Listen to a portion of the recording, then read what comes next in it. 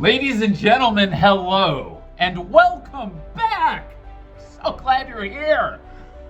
Sorry, but I'm really happy that you're here. Today is Friday, April 11th, and you, my friend, are watching another episode of Headlines with Amr. Let's get started in Colorado. Not just anywhere in Colorado, but we are headed to the state capitol, where a painting of Donald Trump has been removed after the president complained. And he complained using his frequent medium for communication, Truth Social, where he issued a post on this painting of him saying the following: "Nobody likes a bad picture or painting of themselves, but the one in Colorado, in the state capitol, was purposefully distorted to a level that even I, perhaps, have never seen before." So he's accusing the person who did this painting of purposefully distorting his image. Check out that attention to grammar, though. I'm kind of impressed. Also, this guy is obsessed with Obama still. Like, get off the man's nuts. He compared the painter Sarah Boardman's portrait of himself to the one of Obama, which he says was wonderful, while the one of Trump he says is truly the worst. And then the man loves an insult said she must have lost her talent as she got older. LOL, dude! You're kind of acknowledging that you look like shit. I mean, this lady has done several paintings that everyone loves she's got a 40-year career. She's done George W. Bush, a district court judge, dozens of U.S. military personnel. All these people are up in the Capitol right now. But you seem to think that suddenly she's a bad painter. Let's take a look at the painting. I'm sorry, I should have showed it to you earlier. I feel like she kind of did him a favor. I mean, I'm not seeing neck folds that look like lady parts under the Adam's apple. I'm not seeing the wrinkles. I'm not seeing the orangeness. Guys, this is so kind. She did not have to do this for you, dude.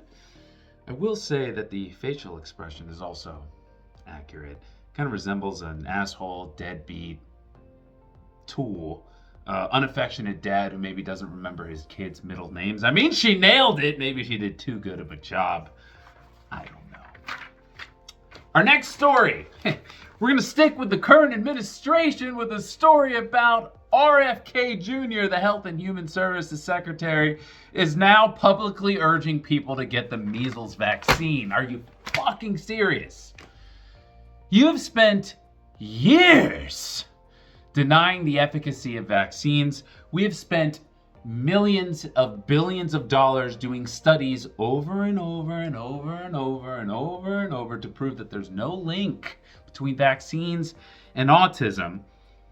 But your dumbass went out there and said this, and a bunch of people listened to you, and they're like, "Oh, guys, 2 children are dead. I didn't mean it. You weren't supposed to listen to me. I didn't know that you would just listen to anything I said." Well, even though you are a fucking dead 6-month-old bear eater whose sister claims tried to combine mice and chicken together into one animal, who, to quote ChatGPT, has 0 relevant qualifications for your position, who in the 1980s severed the head of a beached whale and strapped it to the top of your minivan with your family in the car and drove down the road.